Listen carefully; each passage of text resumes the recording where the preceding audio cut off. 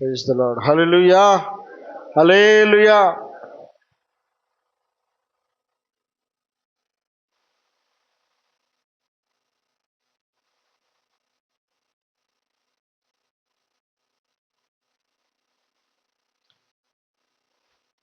నీతిమంతుల గుడారాలలో వినబడుచున్నది రక్షణ సునాదగి. నీ కృప నిత్యముండును, నీ కృప నిత్య జీవము, నీ కృప వివరింప నా తరమా యేసయ్యా. నీ కృప నిత్యముండును, నీ కృప నిత్య జీవము, నీ కృప వివరింప నా తరమా యేసయ్యా. నీతిమంతుల గుడారాలలో వినబడుచున్నదే రక్షణ సునాద గీతము. నీ కృప నిత్యముండును, నీ కృప నిత్య జీవము, నీ కృప వివరింప నా తరమా యేసయ్యా. హల్లెలూయా, హల్లెలూయా.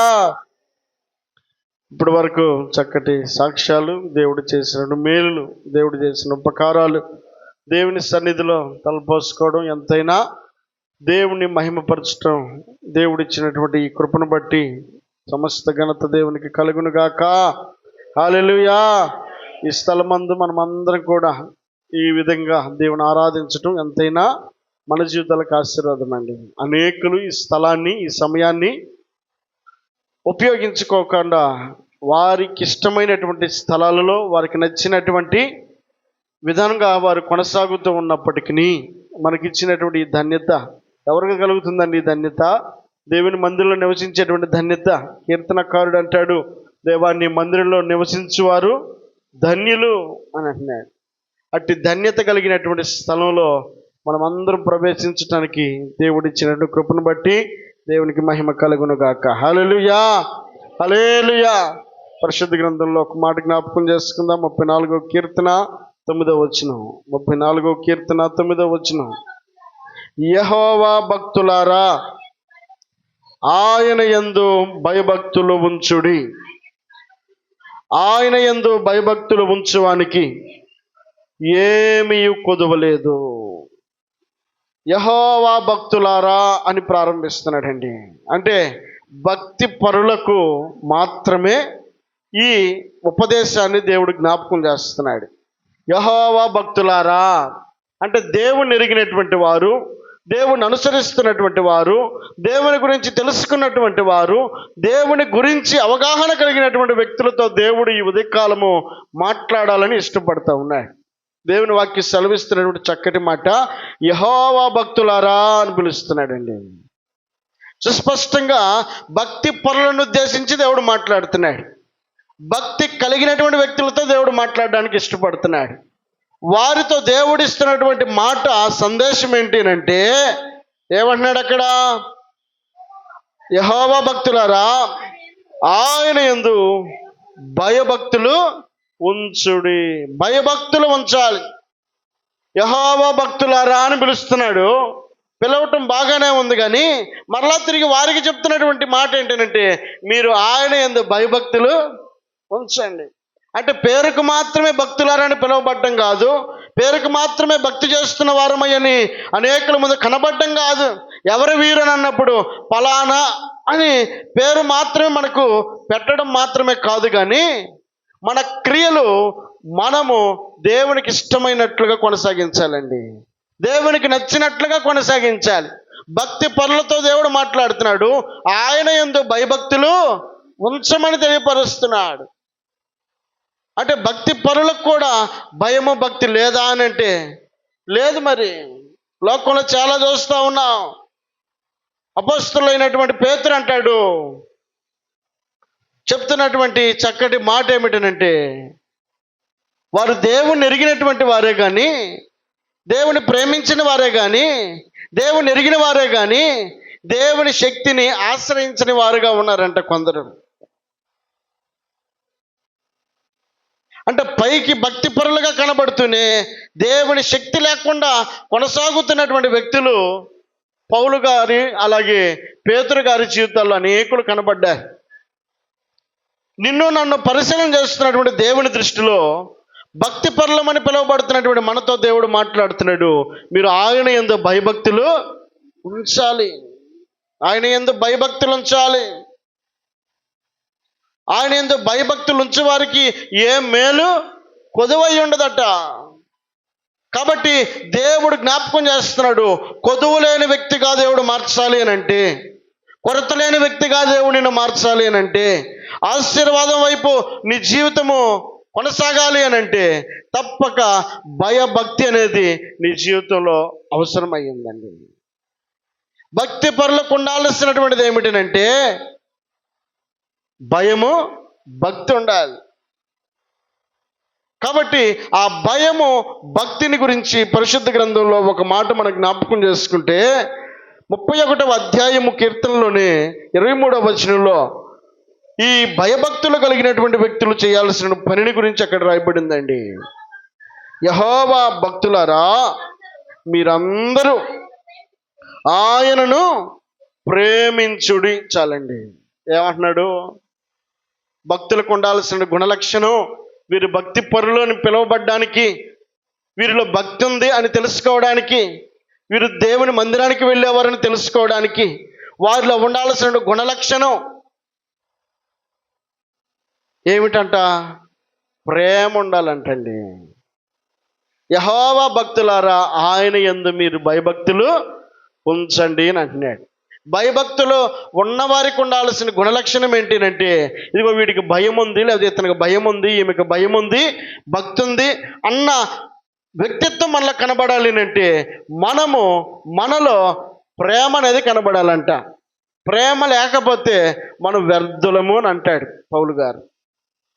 మ్రోగిడి కంచు అంట. మ్రోగిడి కంచు పైకి శబ్దమే కానీ వాళ్ళిద్దరు శూన్యం అంట.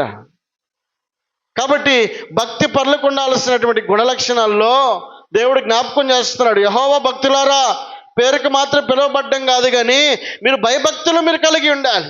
భయభక్తులు కలిగి ఉన్న వారిలో కనబడాల్సింది ఏమిటనంటే ప్రేమ కనపడాలండి. ఏమని వాక్యం సెలవిస్తున్నాడు? యెహోవా భక్తులారా మీరందరూ ఆయనను ప్రేమించాలి. ఎవరిని ప్రేమించాలి? దేవుణ్ణి ప్రేమించాలండి. దేవుని యొక్క ఆజ్ఞ మొదట నీ దేవుడైన యెహోవాను ప్రేమించవలెను, నిన్ను వలె నీ పొరుగు వారిని ప్రేమించవలెను. భక్తి పరులకు ఉండాల్సిన మూల సూత్రాలండి. మూల సూత్రాలని మనం మర్చిపోతే మన భక్తి అంతా వ్యర్థమే. పైకి భక్తి గలవారై ఉండి దాని శక్తిని ఆశ్రయించినటువంటి వ్యక్తులుగా పేతురు గారు గమనించినట్లుగా పరలోకమందు దేవుడు కూడా నిన్ను నన్ను గమనిస్తాడు. కాబట్టి ఆయన గమనంలో, ఆయన ఆలోచనలో నీవు నేను కలిగి ఉండాల్సిన చక్కటి గుణలక్షణం ఏంటంటే ప్రేమ మనలో కనబడాలి.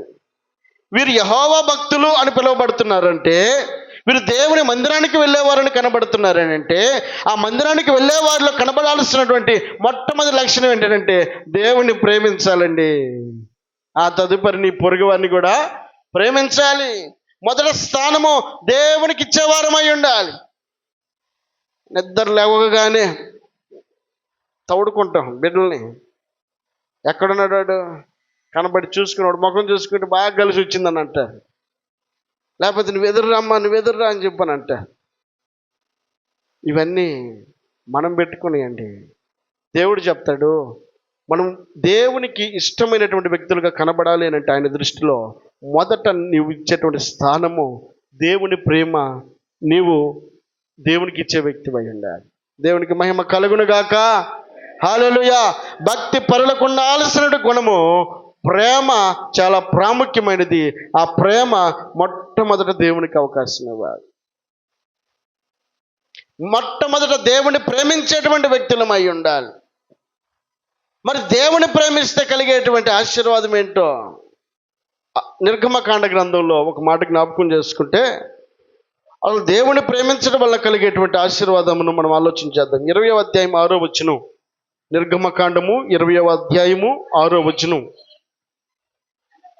నన్ను ప్రేమించి నా ఆజ్ఞలు గైకొని వారికి 1000 తరముల వరకు కరుణించువాడనై ఉన్నాను. ఏమంటాడండి? 1000 తరముల వరకు దేవుని ప్రేమిస్తే ఆ ప్రేమ నీ తరతరాలకు ఆశీర్వాదకరంగా మార్చబడుతుందంట, దీవెనకరంగా మార్చబడుతుంది, మేలుకరంగా మార్చబడుతుంది. నీవు మాత్రమే కాదు, నువ్వు ప్రేమించిన ఆ ప్రేమను బట్టి నీ రాబో తరములన్నీ కూడా దీవెనకరంగా మార్చబడతాయి. దేవునికి మహిమ కలుగును గాక. హల్లెలూయా. మొట్టమొదటి స్థానాన్ని దేవునికి నువ్వు ఇవ్వగలిగితే, ఆ ప్రేమను దేవునికి అందించగలిగితే, దేవునికి ఇచ్చిన ఆ ప్రేమను బట్టి దేవుడు 1000 తరముల వరకు దేవుడు నీ తరతరములన్నింటినీ కరుణించువాడై ఉన్నాడు. దేవునికి మహిమ కలుగును గాక. హల్లెలూయా. ద్వితీయోపదేశకాండం 5వ అధ్యాయం 10వ వచనంలో, ద్వితీయోపదేశకాండం 5వ అధ్యాయం 10వ వచనం,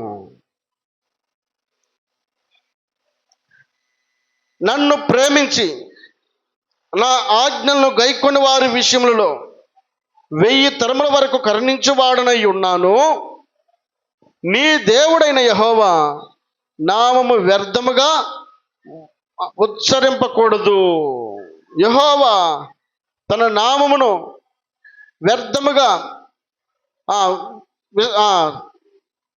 నిర్దోషిగా ఎంచడు. 7వ అధ్యాయం 9వ వచనం. కాబట్టి నీ దేవుడని యెహోవా తానే దేవుడనియు తన్ను ప్రేమించి తన ఆజ్ఞలను అనుసరించి నడుచుకుని వారికి తన నిబంధనను స్థిరపరచువాడును, 1000 తరముల వరకు కృప చూపువాడును, నమ్మతగిన దేవుడనియు తన్ను ద్వేషించే వారిలో ప్రతి వానిని బహిరంగముగా నశింపజేయుటకు వారికి దండన విధించేవాడుననియు నీవు తెలుసుకొనవలెను. చాలండి. ఆయన ప్రేమించినటువంటి వారు, తన్ను ప్రేమించి తన ఆజ్ఞలను అనుసరించి నడుచుకున్న వారికి తన నిబంధన స్థిరపరచువాడును, 1000 తరముల వరకు కృపచూపువాడును, నమ్మదగిన దేవుడు అంటండి. 1000 తరముల వరకు తన కృపను అనుగ్రహించే దేవుడై ఉన్నాడు. తన కరుణ కటాక్షములను ప్రేమించేటువంటి వ్యక్తుల యొక్క తరాలకు అనుగ్రహించడానికి దేవుడు ఇష్టపడుతున్నాడు. దేవుని దీవెన, దేవుని ఆశీర్వాదము మనమును మన బిడ్డల తరములను మనం చూడాలి అని అంటే మనం చేయాల్సిన పని ఏంటంటే, మొదట నీ దేవుడైన యెహోవాను ప్రేమించాలండి. 1000 తరముల వరకు ఆశీర్వాదం నిలిచి ఉంటుందట. 1000 తరముల వరకు ఆ దీవెన నిలిచి ఉంటుంది. ఈ భూమి మీద దేవునికి అవకాశం ఇవ్వనటువంటి వ్యక్తులను దేవుడు తృణప్రాయంగా త్రోచేసేవాడై ఉన్నాడండి.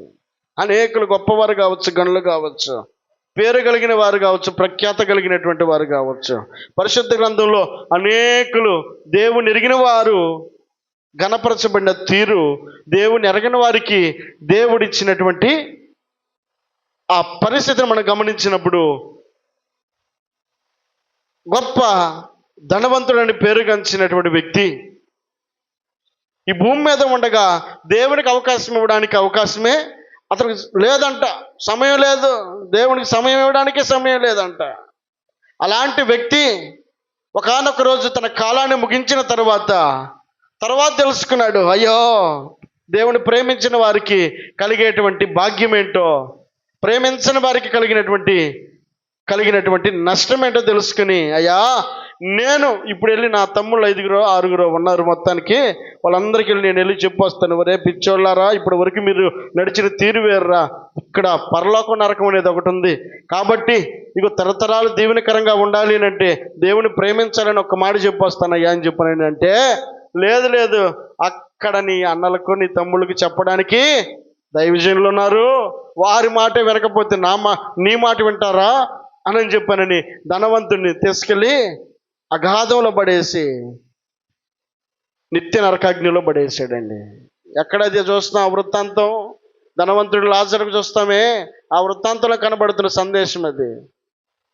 అంటే ఈ భూమి మీద ఉండగానే, మనం బ్రతికుండగానే మనం చేయాల్సిన పని, దేవుని హెచ్చించాల్సిన తీరు, దేవుని కనపరచాల్సినటువంటి ఆ గొప్ప కార్యమును నీవు నేను మనం చేయగలిగితే తరతరాలకు దీవెనకరంగా మనం మాత్రమే కాదు, మన తరతరాలు కూడా నిలిచి ఉంటారన్న విషయాన్ని మనం తెలుసుకోవాలండి.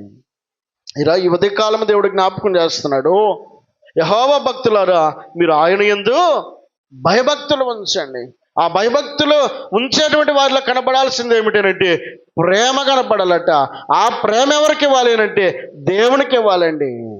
ఆ దేవునికి ఇచ్చినటువంటి వారిలో తరతరాలకు దీవెనకరంగా ఆ తరాలను దీవిస్తానని దేవుడు జ్ఞాపకం చేస్తున్నాడు. దేవునికి మహిమ కలుగును గాక. హల్లెలూయా. దేవుని వాక్యం సెలవిస్తున్నాడు, యెహోవాను ప్రేమించండి, యెహోవాను ప్రేమించండి. చాలాసార్లు ఒకవేళ అన్ని సమృద్ధిగా ఉన్నప్పుడు ప్రేమించే వ్యక్తులు ఉంటారేమో. పరిశుద్ధ గ్రంథంలో ఉన్నట ఆదికాండంలో చదువుదాం ఒక మాట. ఆదికాండము 18వ అధ్యాయము 1వ వచనం. మరియు మమ్రే దగ్గర ఉన్న సింధూర వనములో అబ్రహాము ఎండవేళ గుడారపు ద్వారమందు కూర్చుని ఉన్నప్పుడు యెహోవా అతనికి కనబడెను. అతడు కనులెత్తి చూసినప్పుడు 3 మనుషులు అతని ఎదుట నిలవబడి ఉండిరి. అతడు వారిని చూచి గుడారపు వాకిటి నుండి వారిని ఎదుర్కొనుటకు పరిగెత్తి నేల మట్టుకు వంగి, ప్రభువా నీ కటాక్షము నా మీద ఉన్న ఎడల ఇప్పుడు నీ దాసుని దాటిపోవద్దు. చాలండి. అబ్రహాం అనబడేటువంటి వ్యక్తి కనబడతాడండి. 12వ అధ్యాయంలో అబ్రహాము యొక్క పిలుపు కనపడుతుంది. దేవుడు పిలిచినటువంటి పిలుపును అందుకొని తన ప్రయాణాన్ని కొనసాగించినప్పుడు అబ్రహాము కొనసాగుతూ ఉండగా తన జీవితంలో అప్పటికే ఆశీర్వాదం అనేది కనబడలేదు, దీవెన అనేది కనబడలేదు. ఏ దీవెన? తన కుమారుడు అనబడేటువంటి ఇస్సాకు ఇంకా కడుపును పడక మునిపే సంతోషం ఇంకా అన్నాడు కదా ఆయన, నిన్ను అత్యధికంగా ఆశీర్వదిస్తానని 12వ అధ్యాయంలోని. తర్వాత నిన్ను నీ సంతానం ఇసుకరేణి వలె నేను హెచ్చిస్తానని చెప్పానని చెప్పిన వాగ్దానం స్థిరపరచబడలే. ఇంకా అది నెరవేర్చలే దేవుడు. నెరవేర్చక మునిపే అబ్రహాము ఎదురు చూస్తున్నటువంటి ఆ సమయాన దేవుని యొక్క దర్శనాన్ని పొందుకొని ఆ సమయాన వచ్చినటువంటి 3 వ్యక్తులు, అప్పటికే దేవుని దర్శనాన్ని చూసినటువంటి అబ్రహాము తన ఇంటి దగ్గరకు వచ్చినటువంటి 3 వ్యక్తులను చూసి ఆ 3 వ్యక్తులను గౌరవించడానికి ఇష్టపడి వాళ్ళు తన ఇంటి దగ్గర తీసుకెళ్ళాడంట. తీసుకెళ్ళి నేల మట్టుకు వంగి నమస్కారము చేసి, అయ్యలారా మీరు కాలు కనుక్కోండి, నేను మీకు భోజనము పెట్టాలని చెప్పని అంటూ ఉన్నాడు. మొత్తానికి పరిచర్య చేయడానికి అతను ఎంత తగ్గించుకోవాలో అంత తగ్గించుకున్నవాడే. దేవుణ్ణి ఎరిగినటువంటి అబ్రహాము దేవుని ప్రేమించే స్వభావాన్ని కనపరుస్తున్నాడండి. దేవుని కనపరిచేటువంటి స్వభావాన్ని తన వ్యక్తిత్వంలో కనపరుస్తున్నాడు, తన ప్రవర్తనలో కనపరుస్తున్నాడు. నేను ప్రేమిస్తున్నానని చెప్పానంటే నోటి మాటతో కుదురుతుందా? కాదు కదా. ఏం చేయాలి? క్రియలు కూడా చూపించాలి. ఆ క్రియలు మన ప్రేమకు గుర్తుగా మార్చబడతాయండి. దేవునికి మహిమ కలుగును గాక. హల్లెలూయా. దేవుని వాక్యము సెలవిస్తూ ఉంది, యేసుక్రీస్తు ప్రభుల వారట ఈ లోకమును ఎంతో ప్రేమించాడంట. మరి ప్రేమ కనబడాలి అంటే ఆయన క్రియలు చూపించాలి కదా. ఆ క్రియలు ఎలాగోనే తెలుసా? తన ప్రాణం పోగొట్టుకునేంత వరకు తన క్రియలను కనపరిచాడండి. దేవునికి మహిమ కలుగును గాక. హల్లెలూయా.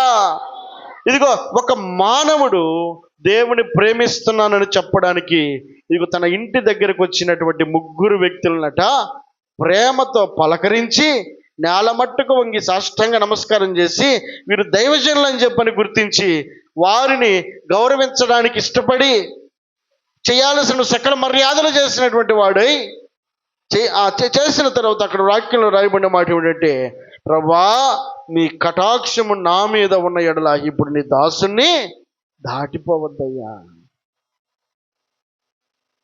అబ్రహాముకు ఆశీర్వాదము రావడానికి అబ్రహాము చేయాల్సినటువంటి పని ఇంకా ముందు ఉందన్న విషయాన్ని తెలుసుకుని, ఇప్పుడు అబ్రహాంకి దీని వలన ఆశీర్వాదం కలుగుతుందని అబ్రహాంకు తెలియదు, దీనివల్ల అతను మేలు పొందుతానని కూడా తెలియదు.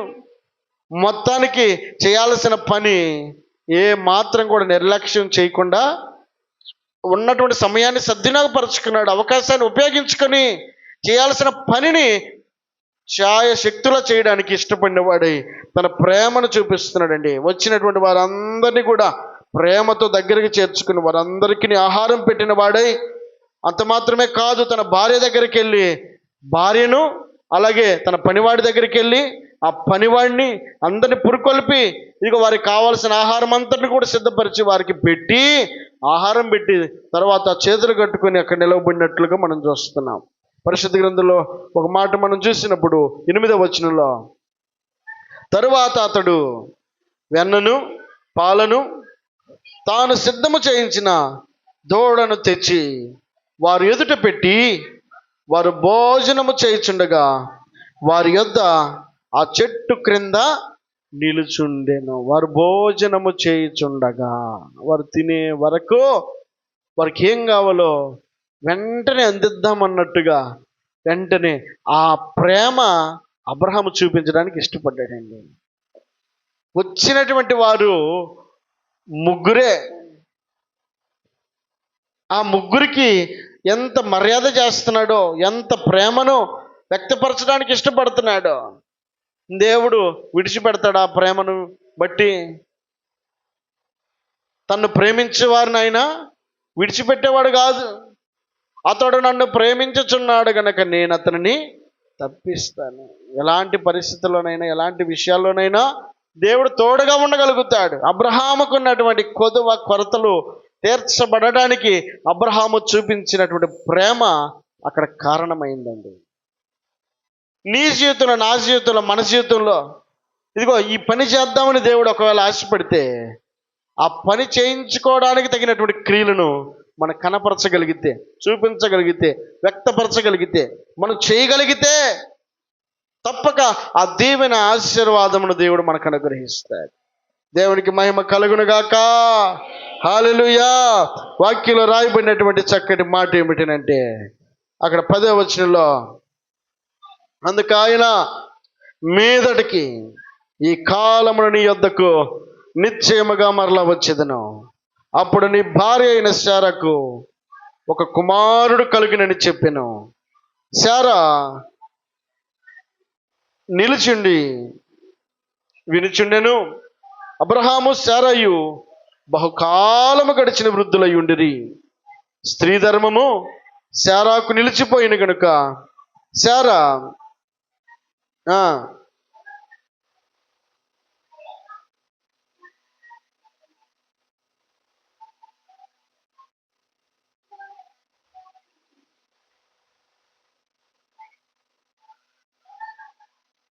యెహోవాకు అసాధ్యమైనది ఏదైనా ఉన్నదా?